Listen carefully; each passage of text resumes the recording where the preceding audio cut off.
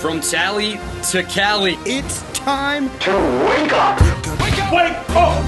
Warchant.com is your ultimate Seminole sports source. And this is Wake Up Warchant, presented by Vitamin Energy. The vitamins. The energy. Now here's Warchant.com's Aslan Hajavandi and Corey Clark.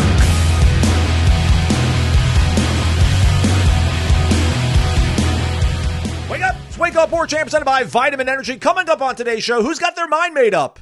Did it change after the Noles walloped Wake Forest 42-7? It's going to be a dizzying November. Pick a side and stay there, I think somebody said. Also, Duce Robinson's really awesome. Wake Up Warchant, presented by Vitamin Energy. VitaminEnergy.com works faster and longer. Not the website, the actual thing. Vitamin Energy, everybody. Buy one, get one free with the promo code warchantbogo. Again, warchantbogo. 260 milligrams, all natural caffeine. That makes it work longer. Faster because of all the nutrients and vitamins that hit you right from Jump Street. Get you feeling good. Get your mood right. Get your focus right. You can do it all with one little itty-bitty shot you can take wherever you got to go. It's called Vitamin Energy. VitaminEnergy.com. Again, warchantbogo. Your promo code. Buy one, get one free. Warchant.com, your ultimate Seminole sports source. $1 for a week and a year subscription to The Athletic.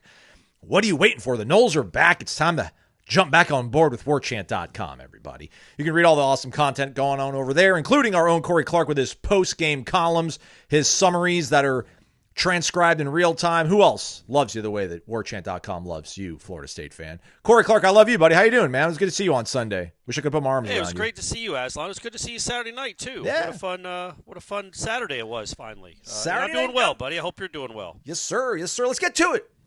Corey. Okay. 42-7 win over Wake Forest. Very reminiscent of the sort of throttlings that 2022 team did towards the end of its season when they went on a huge winning streak. Obviously, lots of emotions kind of flowing through parts of this fan base. I don't think there's people that are actively rooting for Florida State to fail, although the people that are very firmly in Mike Norvell's corner do believe that there are people that are really against it. Earl Little thinks it too, man. He thinks there's people against his head coach. I guess I just want to preface this all, Corey, with going into this game, if you thought Mike Norvell was a terrible coach, I don't take you that seriously.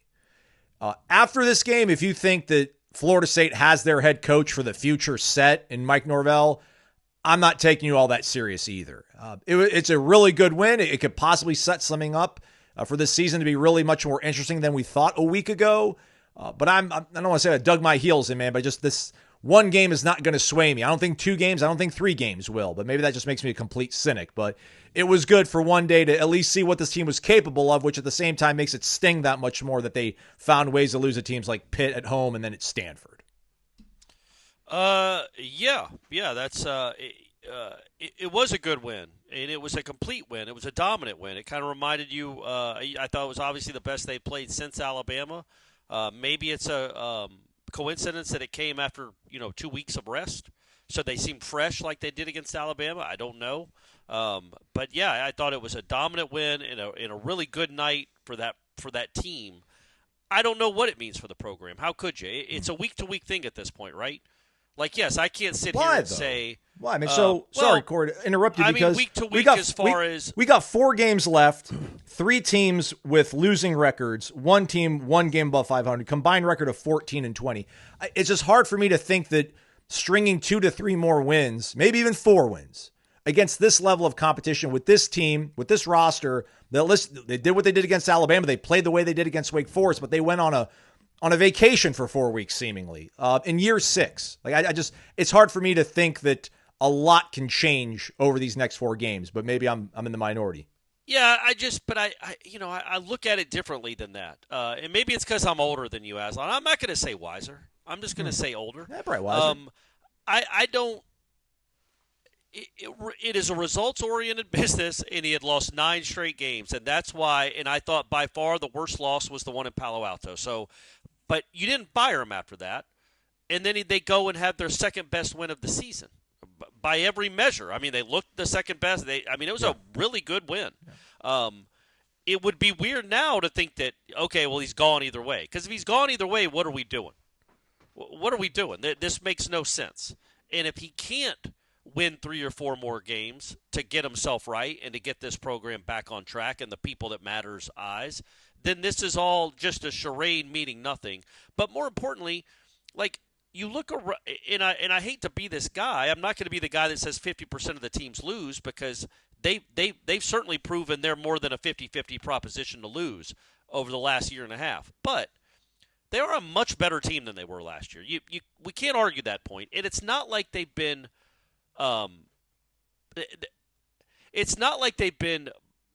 just lambasted and crushed and pulverized. The only embarrassing loss was the Stanford loss. Look at those teams they've lost to, man. I know, but they have higher payrolls than those teams. They're paying more on their assistant coaching staff than not those Miami, teams, man. not Miami. The other all right, well, that three Miami they did. team's not that great apparently either, man. And they Well, that's my point. 28-3. None of them are that great. So is Mario on the hot seat now if he loses 2 more times this year because he keeps doing this? He's 4-11 in games after the month of October. How about that? Is that not crazy? That's crazy. Not I know. And look, and he's put together a roster that I think is better from top to bottom than Florida State. It's got more NFL talent. It's got more special talent. Mike Norvell's also lost to him 2 years in a row. The point being, with the margins being this thin, and you rarely were. I know people don't want to hear this, but unlike last year, and Tony White brings this up every time he talks to us, like he did on Sunday night. Last year, that team was just hapless. Yeah, they're hapless. Yes, and hopeless. From essentially week to week. They had no hope in those games, and they played accordingly. This team really is a few plays away from being in the top 15 in the country. And the teams they've lost to, save for Stanford, who's a joke, those teams are good teams. Pitt's 7-2. I think Pitt's won 7 games in a row. Virginia's 12th in the country. Miami's Miami. Like, these aren't horrible losses. But the point being, if you get to the end of the year, and this is an enormous if, and you've beaten Clemson, Florida, in Alabama, and let's even give you a loss at NC State, but you beat Clemson, Florida, and Alabama. You went 7-5 after going 2-10, and you look around the landscape of the country, and how everybody has 2 or 3 losses. Everybody. Like, who's the best team in the ACC? The difference between the best team in the ACC right now, which is Virginia, and I guess the 15th best team in the right now by record-wise, which is Florida State, 14th, was a bobbled catch in the back of the end zone. That's the difference between number 1 and number 14. So the point being, if he can go on a run and win 8-4, and then you do that squinting, and you're like, man, they aren't that far away.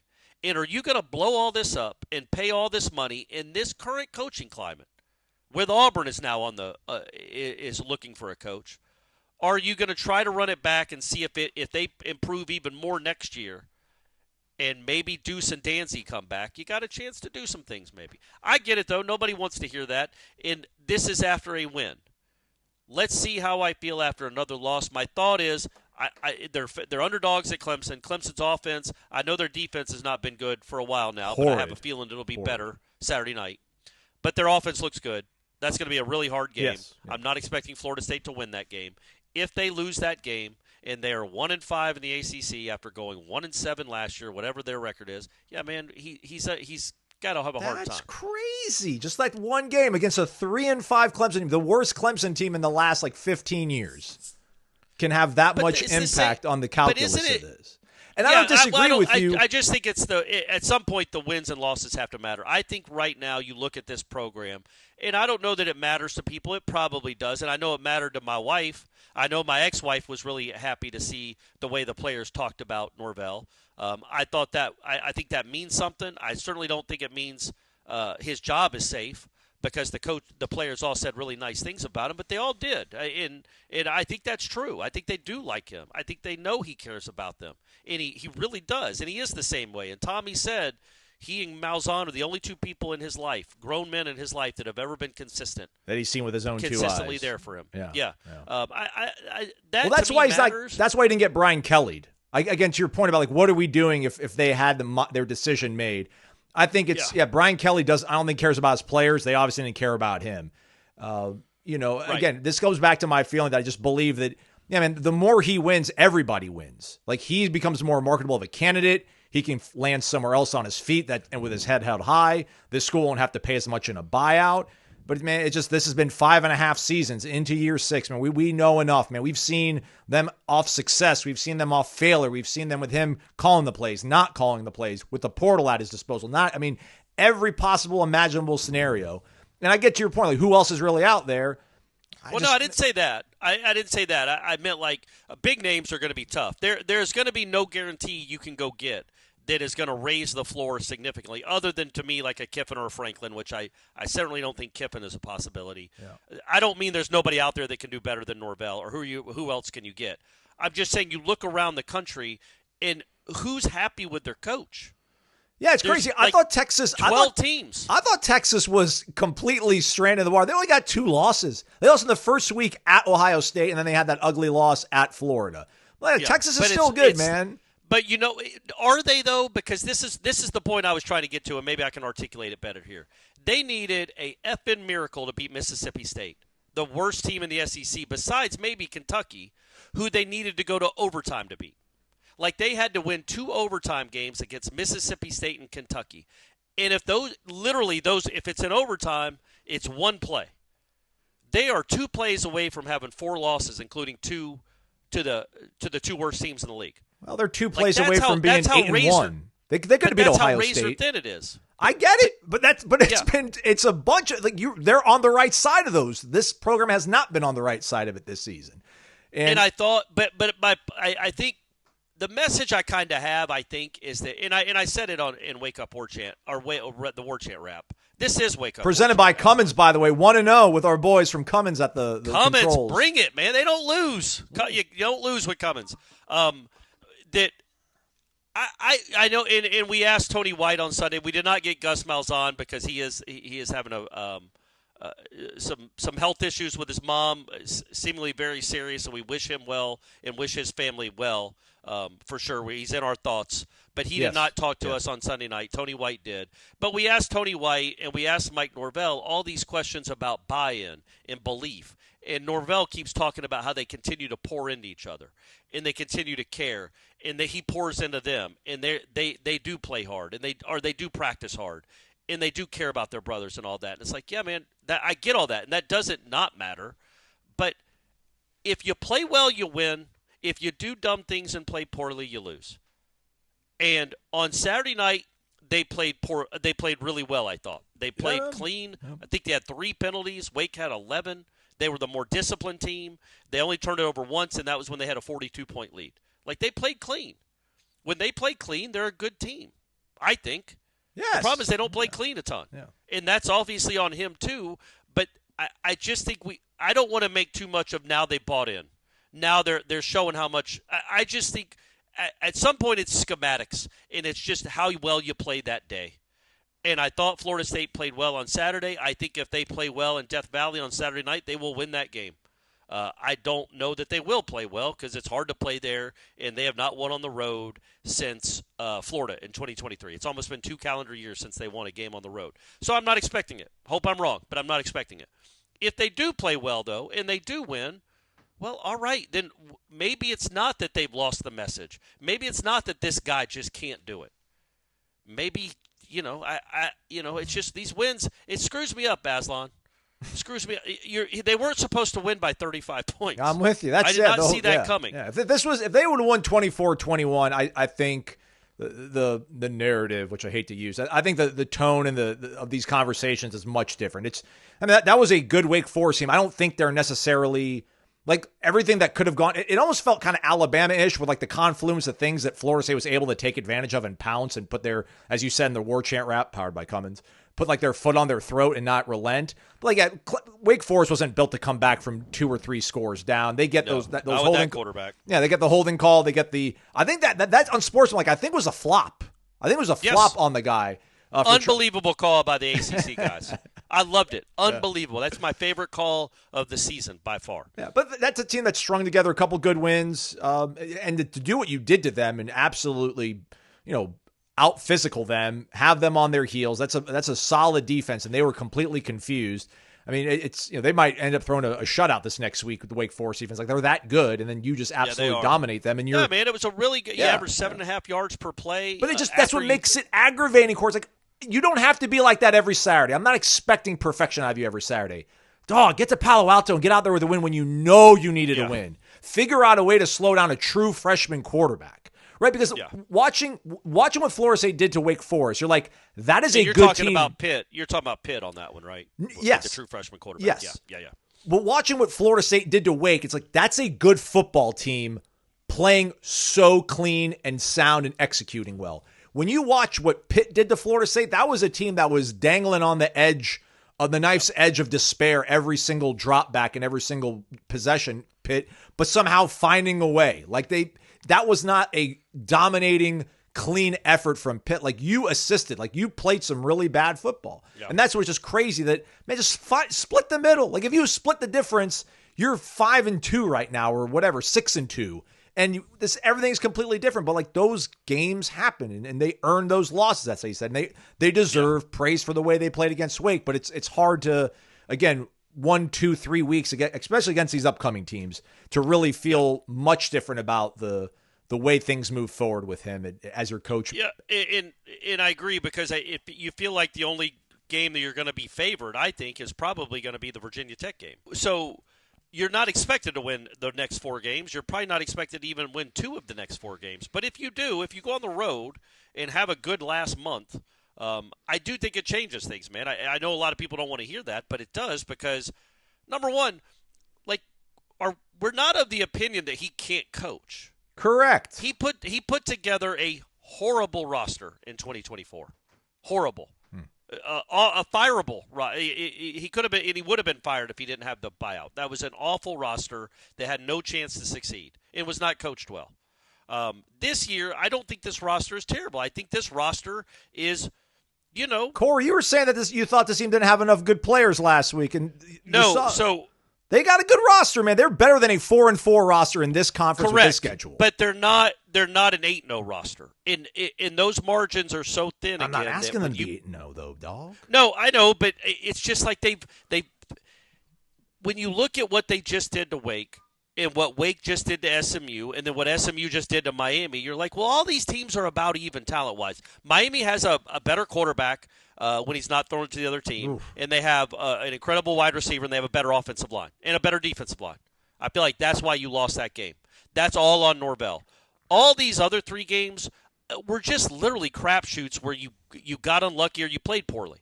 But it wasn't like you're like, this is off the rails. How don't you? This program has no chance of winning with this guy as the head coach. But with all that pressure you knew going into the Stanford game, how don't you look correct. Just similar? Yeah. I mean, I'm not even saying look the way you did against Wake, but split the difference between Wake and Pitt, and you beat Stanford by 2 scores. Didn't Pitt just beat Stanford this past weekend? And Pitt, beat them. It was 35-20 was the final, but it was 35-13 with like a minute to go.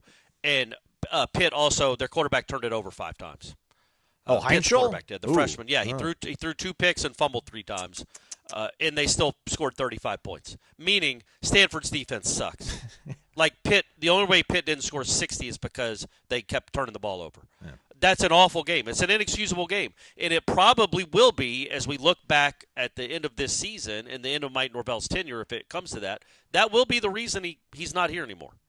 Like, you could have gone 7-5, 8-4 without a loss to Stanford and been perfectly fine, I think. Or let's say if you'd have gone 7-5, I think you're probably staying because you look at how much it's going to cost to get rid of them.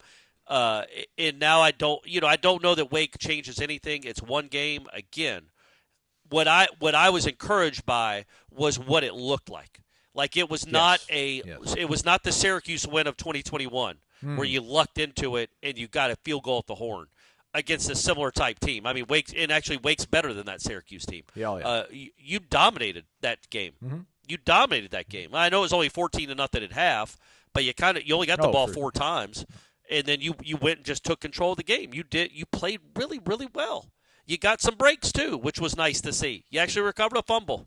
You got a horrible PI called on you, and then you came right back and picked up a fumble. Good for you. Other teams made mistakes with holds and crazy turnovers and horrible passes and drops. Sometimes teams get breaks, man. It was good to see that when they get breaks and they play clean, they can be a really good football team again. That was not a one-off. That was not an anomaly So the calculus becomes, again, as we start using that word a lot, is if he does finish 7-5 with, let's just say, one more loss, that means they finished the season on a 4-1 out of 5 games. And you look at these losses and you're like, golly, they were really close. They do have the number 1 offense in the country, Aslan. They do. They are number 1 in the country in total offense. Unbelievable. That's unbelievable. It's crazy. And Tommy's hadn't been healthy for 5 weeks. And I know they made some bones on some horrible teams, but it's not like they've been awful in the other games. You know, they put 36 on Virginia. Nobody's putting up that kind of points on Virginia. They put 42 on Wake. Nobody's come close to putting 42 on Wake. 31 on Alabama. I don't know that anybody's come close to that again against Alabama. Like they've done it against real teams too. Just that Stanford game is so gross, and the first 3 quarters of the Miami game, and the second half of the Pitt game. Like they've had moments too where you're like, ugh. But overall, on the whole, this offense is one of the better ones in the country. I don't think it's the best in the country. I'm not dumb enough to just go by stats, but I think it's one of the best in the country. I think you do have some players on defense that might be pretty good in a year or two. I think this defensive coordinator is decent. But that Stanford game, is that what ends it? Because it seems like just listening to you, and I don't think you're alone. I think actually this time, for once in your life, Aslan, You're speaking for the majority of the fan base, I think, that's listening to this anyway. Maybe not the majority. It might be split down the middle. I've gotten plenty of emails, and there's a lot of posts on the message boards about you need to be patient. You need to – not patient. That's not the right word. You need to be smart. And if you think that Norvell – if you're not guaranteed you're going to get somebody great this cycle, don't go blow it up for $100 million, which is what you'd cost to send all these coaches away – and to bring in a new coaching staff is in the neighborhood of $90 or $100 million.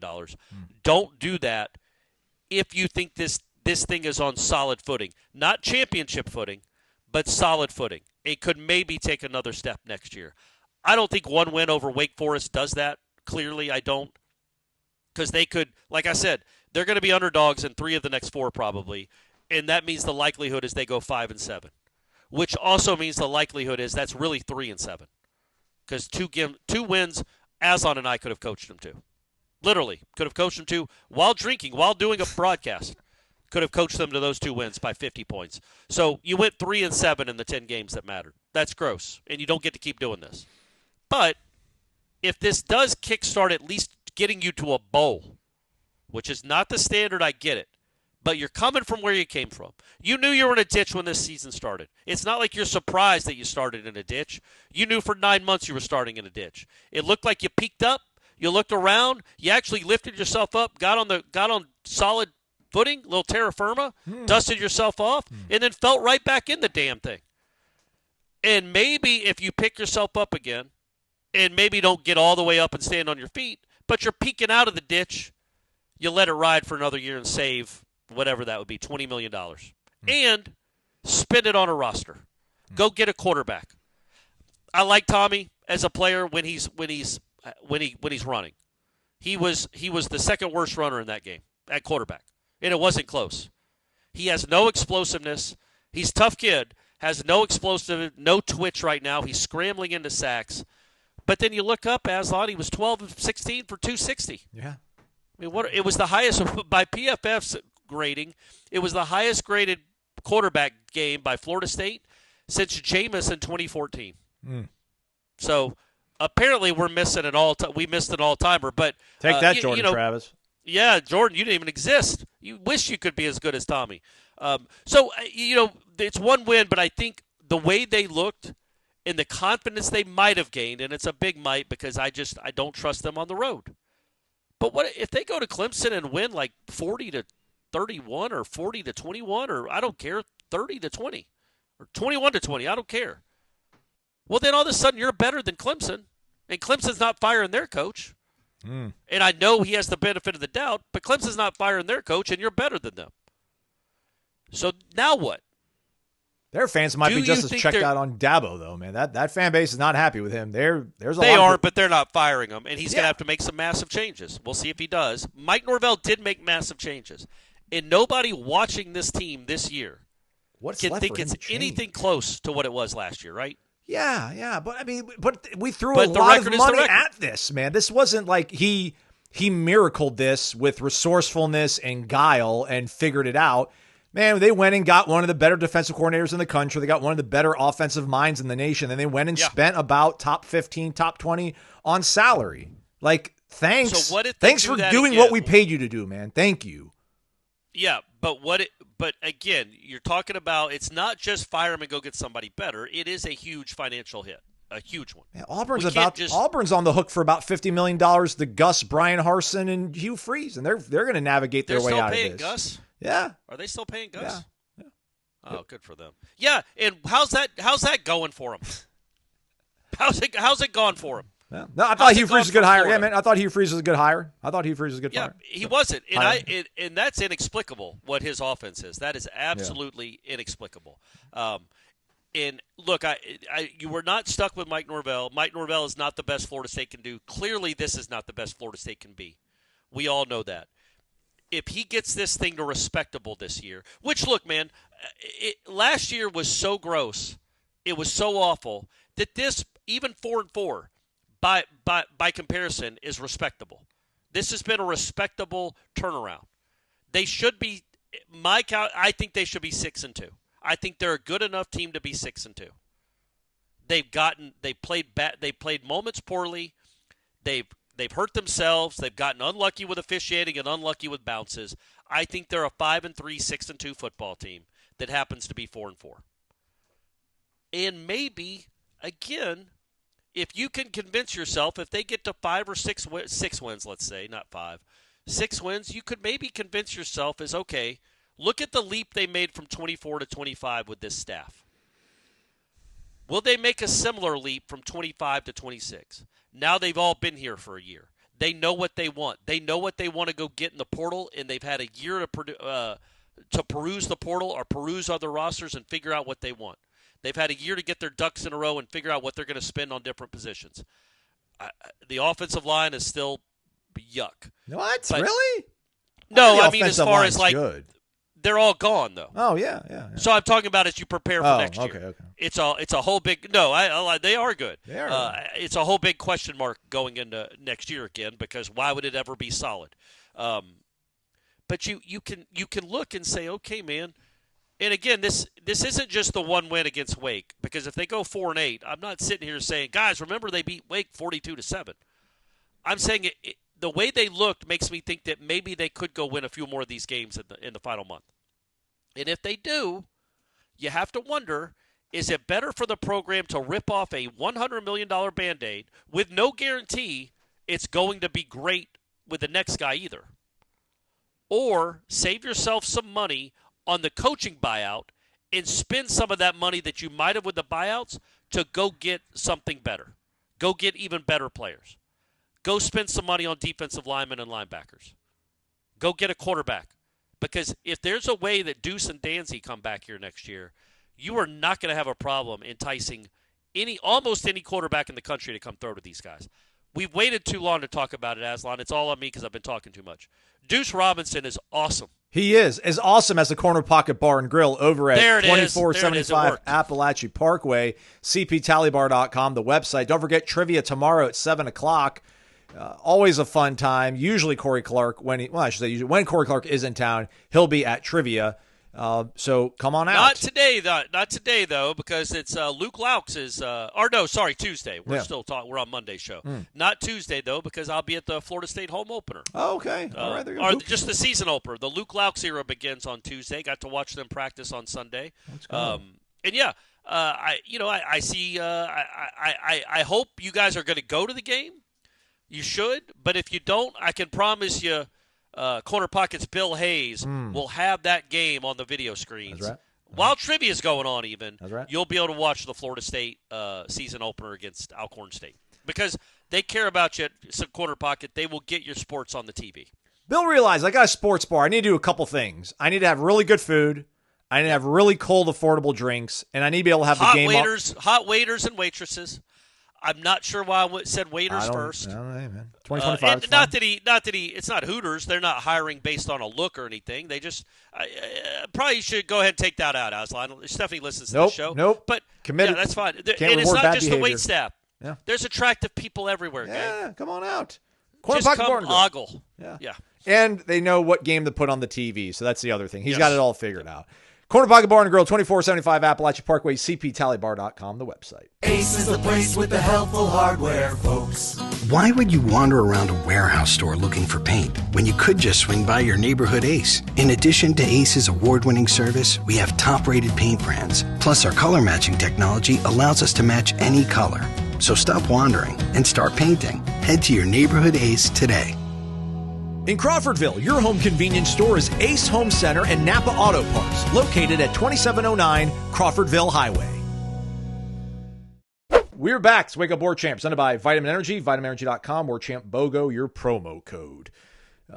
Buy one, get one free like Duce's, right? Multiply. I don't know. Couldn't find a good segue out of that. But yeah, Florida State's got a good one, Corey, and maybe too good if you're talking about keeping him around for next season and what he can mean for you. But I guess we'll cross that bridge at a later point. We should just appreciate any time that he's out there and healthy, because he is just an absolute menace to the opposing team and an absolute joy as a fan to watch. He is, man. And he seems like a really genuinely nice kid. Mm-hmm. He's easy to root for when you watch him in press conferences.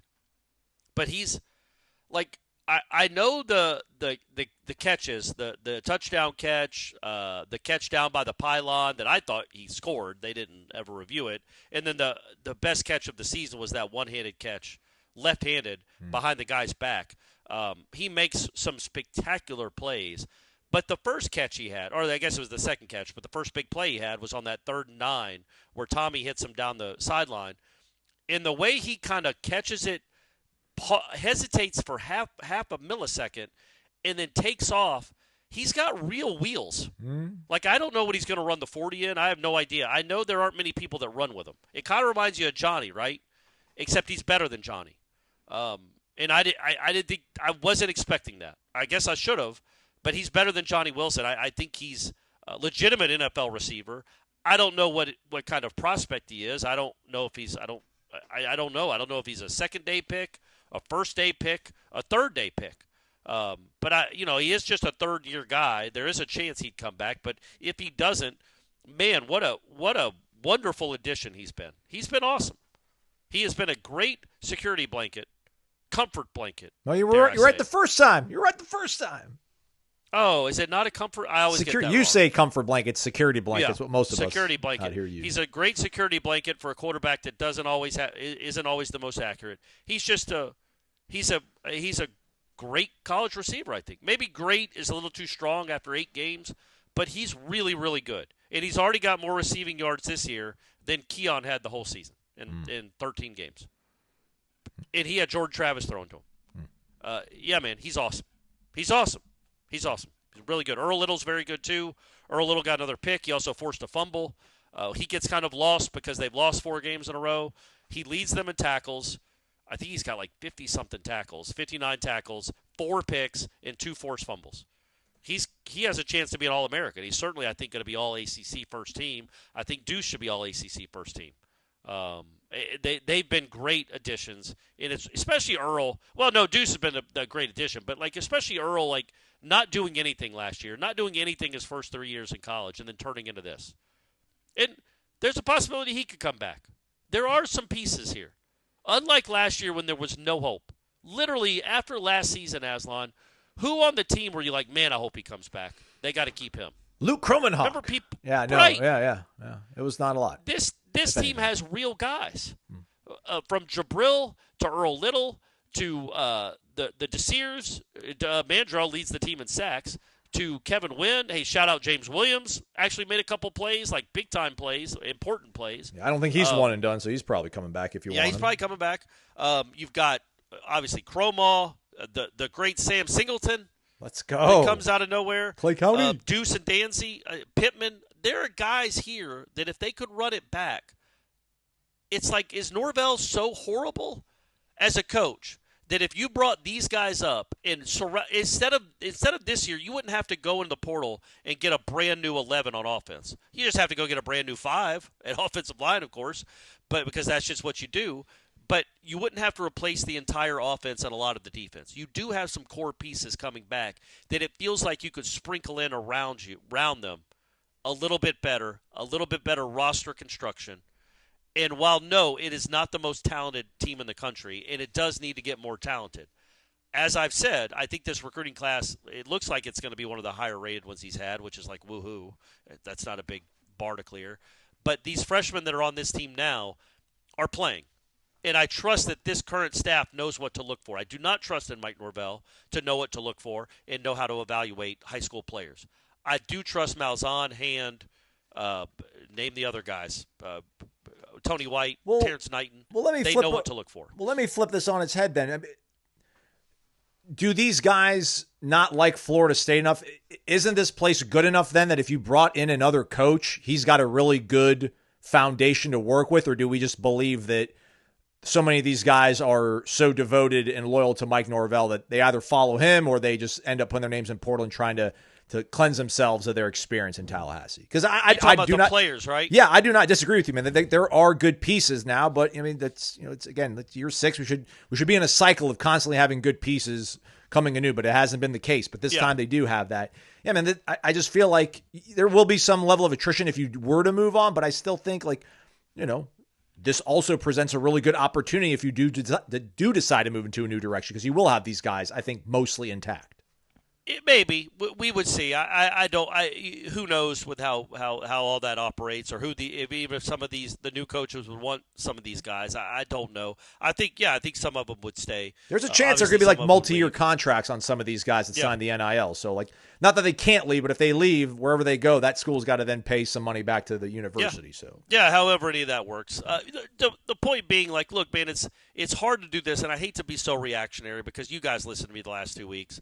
I just was down and done essentially with this coach. One win should not turn my spirits like this. And it really didn't. It just gave me a little hope that it could be better by the end of the year. And when we look back, you're like, you know what? He earned an extra year. He's got better coaches. He's certainly got better players. Give him some more money to get even better players, and then see what happens next year. Because right now that schedule next year looks daunting. But, I mean, the schedule this year, who looked daunting? What were the daunting games? Alabama. You handled those fools easily. They should have even shown up. Yeah. Clemson. Now, obviously, you haven't beaten Clemson, but you thought that was an automatic loss. Yes. They're 3-5. Yep. So we have no idea how tough the schedule is going to be next year. Alabama is going to be a bit of a doozy. We get we'll be at a point, though, in year 7, though, Corey, where we will not use that as hey, man, that this was almost an SEC-like schedule, and he lost 4 games. That's admirable. Will that be a luxury that he'll be afforded, another lifeline that would be afforded to him, you think, next year? Because it is. I mean, they got Notre Dame. Obviously, they got Georgia. Alabama. Got to do the return trip to Alabama. Got to go down to Miami. Obviously, Florida, Clemson. Yep. So, yeah, it's not easy, but it's also the ACC. And you should not be it is not too much to ask, and it is not too much to expect. And it would not take a miracle to be one of the top teams in the ACC. That's what's so frustrating about the way this season has played out. You look in this conference, man. Come on now. Yep. Come on. Yep. The only undefeated team in the conference right now is Virginia, whose sole loss was to NC State, but it wasn't a conference game. That's how goofy this conference is. That's how goofy this season has been. Miami has 2 losses now in conference. They might even make the championship game. Georgia Tech loses at NC State. Georgia Tech should have lost to Wake. Wake got boat raced by Florida State, who hadn't won a game in 400. It's just this was a ripe year. This was a ripe year, man. But you could also see where, if you're looking at what's coming back, and if you have a plan in place, you could understand how 6-6 or 7-5 gets you to a place where they're like, yeah, we believe in the trajectory. You fell into a ditch. We couldn't see you for a year. We believe in the trajectory. Well, next year that roster might be closer to special, where even when you have those bad games, you can overcome, and I'm talking about in the ACC games, you can overcome some weird calls in the end zone, replay calls in the end zone, or calls maybe you don't agree with, some bad turnover luck. You can overcome that because your roster could be that much better than these other teams. If you keep the guys that are here now that are your best players and then add more to it. But that's a huge if, man. And also, who's doing the evaluation? It all comes down to him. And I know I speak out of both sides of my mouth. I hope I sound confusing because I'm confused. I really am. Like, I don't know what's best for Florida State. I don't, but I'm not. And I think most smart people kind of, you can't be all in one way or the other. Like, you can't just be, but you also can't be somebody that just sway every week. We're awesome again. Oh, now we suck. We're awesome. Fire them. Yeah. Keep them. Fire them. You don't want to be that guy. But so I don't know. I really don't know. But the what I think the overriding sentiment I had after Saturday night was, number one, it was really cool. There was no ugliness. They only booed once, and I think that was on the first drive of the 3-and-out. So that was great. It was a really cool night. The crazy kids in the corner taking their shirts off was fun and funny. And, they even got to play Soulja Boy again. Crank that. Yeah, man. So it was a good night on the same day that all three of your rivals lost. It was a really good day for Florida State, and they needed one. But I don't think, as we look at it now, obviously as we assess, if the season ended right now, if they just called off the rest of college football, but he's not, you can't bring him back. I do think, me personally, I do think he has a chance to coach for his job, and it's not just a done deal. Why I thought it was a done deal is because, like, man, if you lost to Stanford, you're losing all these games. But no, they used the week off well. They used the bye week well. They moved into the new facility, and they beat Wake Forest like a drum. So now if we see a similar game, at least look, that's the other thing. You can't expect that every week. It's not going to happen. And it's really hard to win on the road. Look around the country. But if we see at least if you see it happen 3 more times out of the 4, and you win 3 more games to finish 7-5, and you're like, well, gosh darn, we are very close to being a 9-win team, and that is not just fool's gold. Like, you're very close to being a 9-win team if you finish with 7-5. There's literally a few plays here and there. Then I can see a scenario where he's brought back, and that would probably make sense considering the financial liability otherwise. The problem is I thought they were staring at a 4-8 season. They might still be staring at a 4-8 season. Then it's not even he wouldn't even get to Florida. I think it would be interim versus interim at that point, perhaps, if they're 4-7 going into that game. Yeah, but they're going to beat Virginia Tech, so. Yeah, well, you hope. But Virginia Tech was up on Louisville, 16-7 at the half. At home. Like, yeah, you're right. But there's just nothing guaranteed. But I certainly don't expect. That should be. Yeah, you should beat a team with an interim coach in your house when you need every single one you possibly can get. Yes, correct, and that's an indictment of if the it doesn't happen. program. But yeah, I think But it's also an indictment of who he's been. Yeah. That is not a guaranteed win, right? Yeah. It should be. Yeah. They'll be favored, but you're not going to sit there and go, chalk this up as a dub. No, we've learned our lesson there. You don't chalk any of these up as a dub. I certainly didn't chalk Wake Forest up as a dub, and neither did many of you or any of you. It was a pleasant surprise, and it was cool that they played well. If they can build upon it, then I think that, I think there's a chance you feel pretty good at the end of the day about this season, at the end of the year about this season. There is a chance, right? Like, everybody loved the 2022 team in that season. Mm-hmm. Well, they had a bad losing streak in there too.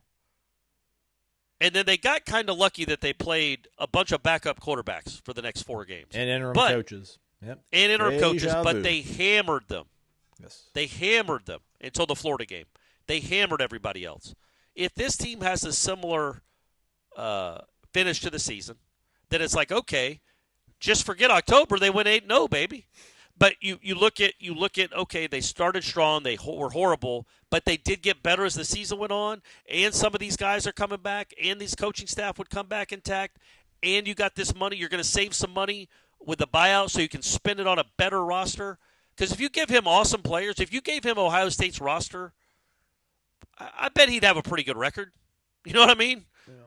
I'm not saying he deserves that kind of roster, but he'd have a pretty good record if he had Ohio State's roster. I know a lot of y'all are saying, no way, he'd still figure out a way to F it up. I got it.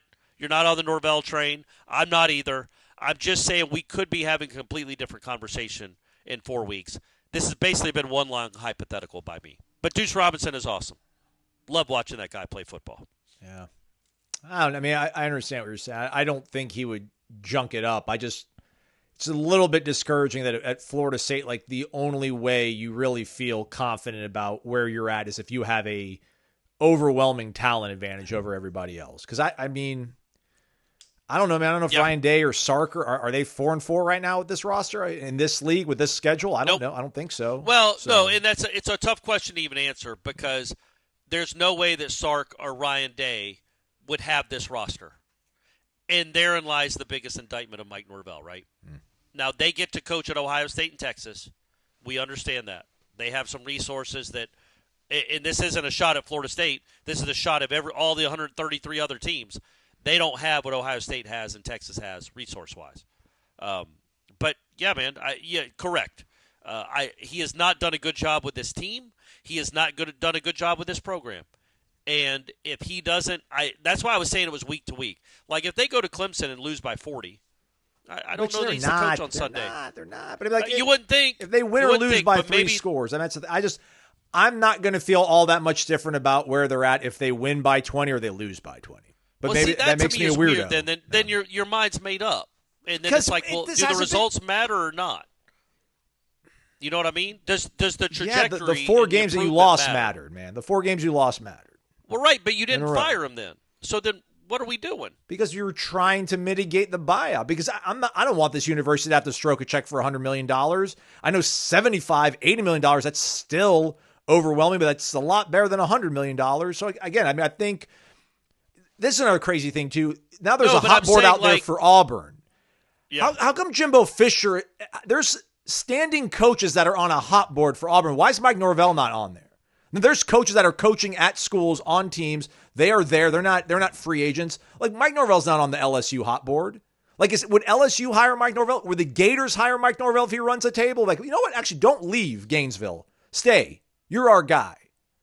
There's been enough, man. It's enough. I've seen enough. But again, then he can't win because I would assume many people were in that same boat after the Clemson loss in 22. Most. We're like, well, this guy isn't it either. This is year 3. Even if you give him the COVID year, he's whatever he would have been at that point. He was 4-3, 9-10. He was 12-16 after that loss to Clemson. And I'm talking about in 2022. He won 19 in a row after that. Clearly, he's poised to win 38 in a row now. No, but I'm saying like just because you're out on him now doesn't mean he can't reel you back in. If they hammer, I'll amend it. If they hammer everybody, if they win every game out here by like 3 touchdowns or more. Well, that's a hard thing to do. Nobody does that. Well, that's what they did in 2022, though. Until the Florida game. Yeah, the Florida game was but all of a sudden they looked incredible. They turned it around. They really did. They looked really good at the end of that season. I know they were playing some backup quarterbacks, but the offense was running over everyone. They were holding. I think they won. They beat Syracuse like 38-3 and Miami 45-3 in back-to-back weeks on the road, which is insane. They look like Indiana. They look like 2025 Indiana for about a month in 2022. So my point being, I still think it's week to week. I don't think a decision has been made. They're probably leaning one way or the other. I do think if he lost that game Saturday night, that's a wrap, clearly. I still think I don't know if it's week to week, but it's got to be 3 out of 4 because you just can't sell it otherwise. But and I know that you're saying that probably be a negative for the program. I don't necessarily believe that because I look around the country and I think there's Ohio State, there's apparently Indiana, and the other 100 teams after that are all completed in the middle. They are all close. Like they can all lose or beat anybody. Yeah. And so it's just like yes, he's not going to reach that elite level where he's going to be pounding everyone. He's not Signetti, but there is an avenue where he could go into next year if he has a nice end of the season. And you're like, yeah, man, they're back towards respectability, and in this league, if you can just win these close games instead of losing these close games, if you start winning these close games, you will be in Charlotte and you'll be in the playoff because that's the way the playoff is structured. Like, is Tony Elliott better than Mike Norvell? Is he a better coach? I don't, and that's not a gotcha question because he might be. I don't know. I know he's gotten dang lucky this year. He beat Louisville on some craziness. They beat Washington State on some craziness. And they beat Florida State on some nonsense. And they earned it too. And Florida State did not play well. But it's not like you look at Tony Elliott and you're like, I want that guy running this program. Look what he's done to Virginia. He's had a nice year and gotten a little lucky. Wow. Florida State's gotten unlucky for a year and a half. Well, no. This year they've been unlucky. Last year they were god-awful, and that was all on Norvell. And it sounds like I'm saying I want him here. I don't. Does sound a little bit like that, Corey. Does sound a little bit. I'm saying that I don't think the decision should be made on Halloween. Okay, fair. I think it should be made on Thanksgiving. I judge my firings by the holidays as long. Fair. So, or if he lose, but that's my point. If they just go up to Clemson and just get stomped by a bad Clemson team, you can't. I mean, play out the string, that's fine, but announce there's going to be a change. Same thing if you lose at home to Virginia Tech. If you win those two games and lose at NC State, I don't know that you make a change, but he knows that Florida game is very, very important. But then again, you're gonna make a firing out of the blue 5 days before signing day? This sport is the worst. It's the worst. And great, LSU and Auburn are out ahead of you. They made their firings quicker. Do they have a coach in mind? What's that bidding war going for? If one of them gets Lane Kiffin, they're going to have to wait till January. This thing is just so goofy. It's just goofy. I wish they'd figure this sport out. But, hey, the Noles won, baby. The Noles won. Let's see if we can get you some winners over at Underdog Fantasy Sports. Download the app today. Sign up with promo code WARCHANT to score $50 in bonus funds when you play your first $5. Arizona at Dallas, Monday night game, Corey. We got to pick from both sides here. So how about CeeDee Lamb, George Pickens, Dak Prescott Higher. For the Cowboys? Higher. For everything. Okay. Yeah. Higher. Tell me the numbers. 81.5 receiving yards for CeeDee Lamb. Yep, higher. George Pickens, 4.5 receptions, 63.5 receiving yards? Or you can... We'll do receptions, higher. Okay, all right. Dak Prescott, 267.5 passing yards, 1.5 passing touchdowns. Oh, let's do the passing touchdowns higher. Okay. All right. Yeah. And from Arizona, do you want their standout tight end, Trey McBride, or you want Marvin Harrison Jr. information? Let's do Marvin Harrison. 58.5. Hey, that gets me to something I want to talk about before we end the show. Okay. 58.5 receiving yards, 3.5 receptions for Maserati Marv. I would do oh, there you go, Tessitore. Remember when you used to call Mahomes the Magic Man when he did Monday Night Football for years? Like, that was my Gus Johnson impersonation, actually. I will say higher on both. Okay. Higher. Oh, was it? Yeah. Oh, that's right. Yeah, so like Tessitore. Maserati right. That sounds more like Gus Johnson. Yeah. All right, so with that, you get 7-1 payout, 3-1 payout if you want the flex option to where if you don't get one right, you still end up winning money. But I trust Corey Clark. I'm going with the standard payout, 7.13. We have locked it in there, everybody. We'll keep better tabs of this moving forward, let you know how it goes. And we'll have some Florida State Clemson ones later on in the week. Again, download the app today. Sign with promo code WARCHANT to score $50 in bonus funds when you play your first $5. That's promo code WARCHANT. Millions of fans have already won billions making picks on Underdog. Will you be next? Underdog. Make picks. Win money. Underdog Fantasy Sports. Must be 18 or older, 19 or older in Alabama and Nebraska, 19 or older in Colorado for some games, 21 and older in Arizona, Massachusetts, and Virginia, and present in a state where Underdog Fantasy operates. Terms apply. See assets.underdogfantasy.com/web/play and get terms _DFS_.html for details. Offer not valid in Maryland, Michigan, Ohio, and Pennsylvania. Concerned with your play? Call 1-800-GAMBLER or visit ncpgambling.org. In New York, call the 24/7 Hope line at 1-877-8-HOPE-NY or text HOPE-NY. Tell you what. Stop with this clock moving nonsense that might change over my political affiliation. I'm half kidding, but also the time change makes these days darker and longer, and life keeps moving along fast. And as busy as ever with the holidays approaching. I hope you're doing well. Let's check in on our friends and make sure they are as well. BetterHelp can help. BetterHelp has assembled quality therapists, and they're committed to matching you with the right therapist so that you can meet your goals. This month, don't wait to reach out. Whether you're checking in on a friend or reaching out to a therapist yourself, BetterHelp makes it easier to take that first step. Our listeners get 10% off their first month at BetterHelp.com/warchant. That's BetterHelp.com/warchant. We're back. It's Wake Up Warchant, presented by Vitamin Energy, warchantbogo, your promo code. What about Marvin Harrison, the third or the second, inspired you, Corey? I don't want to. So, if and when a change is made in leadership, and again, I would like to stress to everyone, a win over Wake Forest does not have me back on the Mike Norvell train. He needs to win more games. If he does win more games, there's absolutely a chance he's the coach next year. If he doesn't, there is none, and he shouldn't be. And you're just going to have to bite the bullet and pay him a ton of money to go away. And if you're in the market for a new head coach, I know we've mentioned him a little bit, but I just did a little more research, and sign me up. If they're not going to do Franklin, I go Brian Hartline. Okay. I'm after him. I got to do it. It's a little concerning that he was the OC in 23, and then they relegated him to COA offensive coordinator in 24 to bring in Brian Kelly.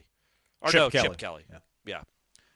And then now he's back to the OC, regular OC again. And it also concerned me that their offense didn't look great early this season. Well, it's running smoothly now. Freshman quarterback, though, so it needs some time to get his feet under him. But now Julian Is he Sanders. a freshman? I thought he was a transfer. Yeah, I think he's a freshman transfer. I think he was there. Maybe he's a sophomore. I think he was there Saban's last season in 23. So he's a redshirt sophomore.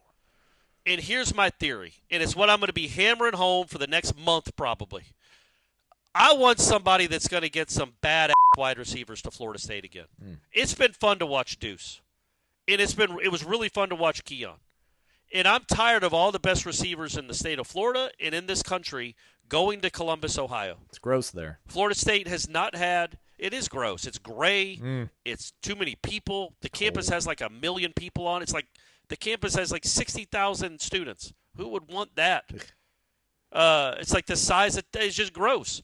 It's like what's inside Doak on a Saturday night. It's students. That's crazy. I didn't realize he played in the NFL for 8 years. Yeah, he was good, man. And was good. Had 2 1,000-yard years with the Dolphins. Had 74 catches one year, 76 catches another year. So I just thought he was like a good recruiter that receivers like talking to. He's apparently a good recruiter that develops well as well. And there's a reason that these guys want to go play for him. And I think that name carries a lot of weight with wide receivers in general. But go get you some wide receivers and then go get you some and then think about the quarterbacks that want to come play with those types of wide receivers. And I just think, again, he fits my profile of a guy that's been around the big time. And more importantly, it's not like he's waiting to be the head coach at Ohio State. Ryan Day is not 80. And Ryan Day's got it rolling pretty good. If Brian Hartline wants to be a head coach, it's not going to be at Ohio State anytime soon, if ever. So, because Ryan Day can't be more than 50, right, or 45. Like, they're not that far apart. I think Ryan Day colors his hair. So it's hard to tell how old. He's 46 years old, Ryan Day. Yeah, so, man, he's in his prime. So he's not leaving anytime soon. So if Brian Hartline, I think, would definitely be interested. I think that name immediately resonates. He's a coordinator. He's coordinated in national championship games. I do think he calls plays for that offense. I'm not 100% sure on that, but I think he does, and I think he has. And he knows what greatness looks like. He's been around it, and he's shown he can recruit it and get it on campus and develop it. And they have another wide receiver on their team this year. What's his name? Tate.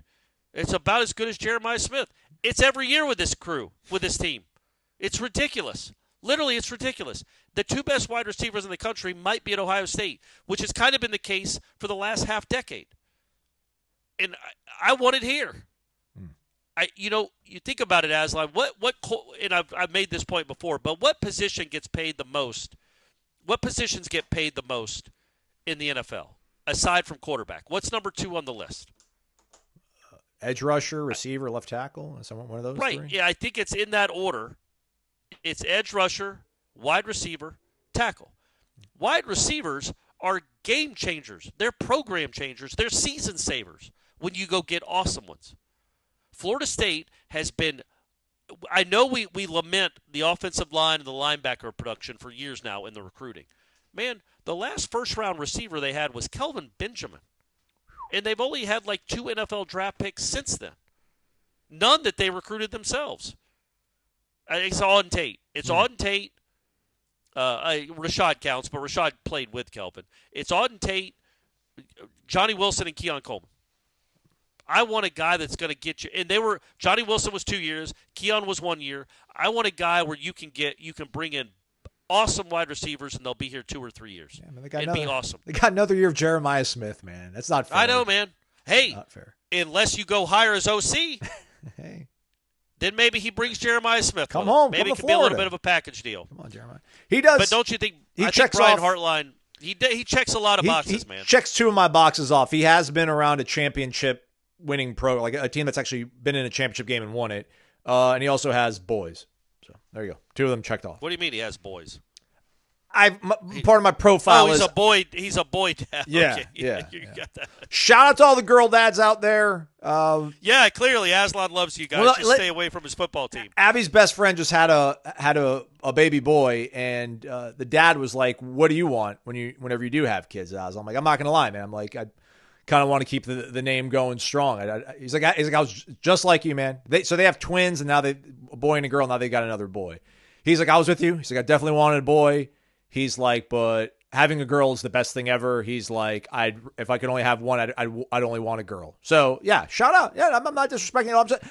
I'm just trying to pick out a guy to lead the football program, everybody. I'm not trying to tell you what's the best thing to do in life or anything like that. I'm just trying to help out my alma mater.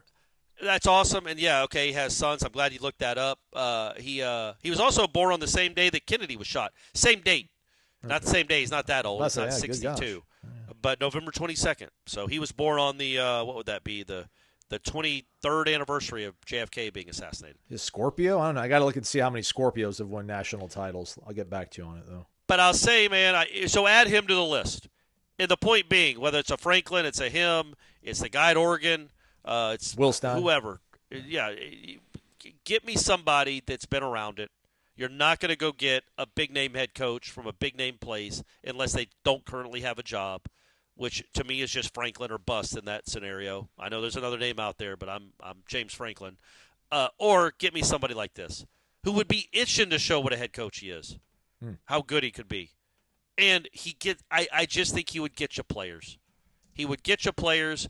Also, give him some money, and he'll get you a lot of really good players. And if you have a lot of really good players, sometimes your roster can be so good that you won't screw it up. You might screw it up by Mario's standards. Like Mario screws it up every November. But he's still straight winning 9 games. Yeah. I think we could live with that for a while and hope to luck into 11th win somewhere along the line, get in the playoff. Like I want players. I want players. Maybe Norvell is in the midst of doing that. He did sign a 3-star or got a commitment from a 3-star defensive end on Sunday night, Aslan. Flipped him from the Jackets. That's right. Take that. Brent Key. Yeah, you lost the game, and then you lost your defensive end recruit. What's going on over there, man? They're collapsing. They're collapsing. They are collapsing. They're in the midst of a collapse. So, yeah, that's another name to add to the list for me. I want somebody that knows what it looks like. If it's not Mike Norvell, and I really did appreciate, no joke here, all sincerity, I really did appreciate the way the players talked about Norvell. I certainly don't think Mike Norvell told them to do that. Maybe another assistant did. Mike Norvell is not talking to those guys and saying, hey, man, when you go in the press conference, be sure to talk me up.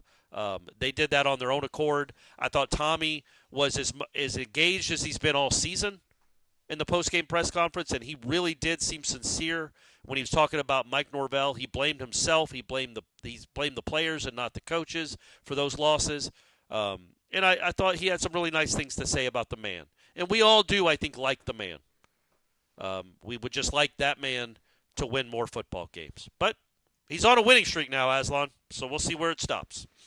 It's actually funny.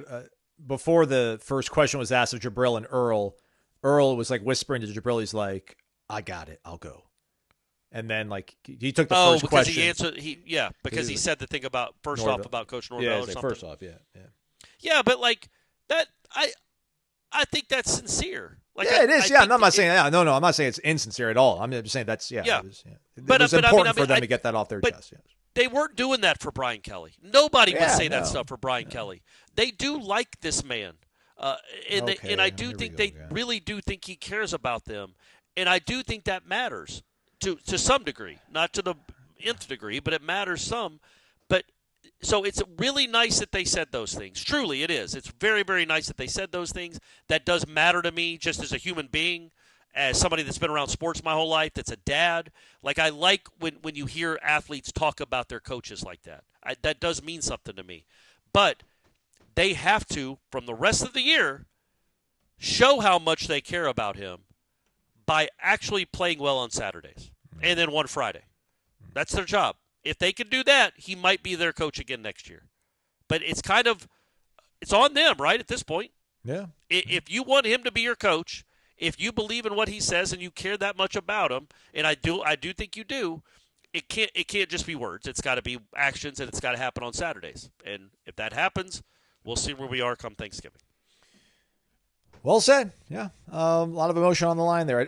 I do wonder too, like not to trivialize it, but apparently, you know, Gus wasn't available on Sunday because he had to deal with family stuff. And I wonder how much of that also like rallied and galvanized the team. And again, I don't know how many times you can like get that kind of spark from your team, but hopefully they know how it felt, right? I think they talked about the preparation they did in practice. So it starts on Tuesday when they get back out there, and hopefully can carry some of this stuff on. And yeah, man, just listen, man, I want them to win games, man. Everybody wins. Everybody wins when Florida State wins football games. So I'm not advocating for losses at all.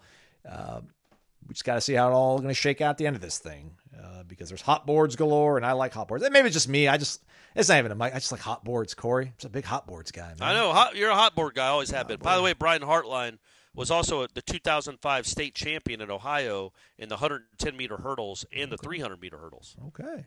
He's an athlete. All right. Him and Danzy could just talk about track. Nice. You know Danzy's going to want to play for a guy like that with a track background. Yeah. All right. Connecting the dots. Recorded this a little bit earlier than usual. Don't have a final on the soccer game, but check out warchant.com for that. ACC tournament. Shout out to Coach Penske and the ladies. Best of luck. We'll be back. We usually do the mailbag show for you folks on Tuesday. We might push that later in the week. I got to talk to Corey off the air about that stuff. But if not, there'll be a thread over on warchant.com. Find it, post in there, and get involved in generating discussion sparked by Cummins. Jeff Cameron Show, 1 to 4 o'clock. What's he going to say? Irish O'Fell will also be on the show with him as well, doing his Monday hit. Check out warchant.com. There's a nugget in there from Gene Williams. Some of you might find it encouraging. Some of you might find it discouraging. Figure out which one you are. Let me know. Go check it out, warchant.com. He's Corey Maslin. Thanks for listening to Wake Up Warchant, presented by Vitamin Energy, vitaminenergy.com, Warchant BOGO. Buy one, get one free.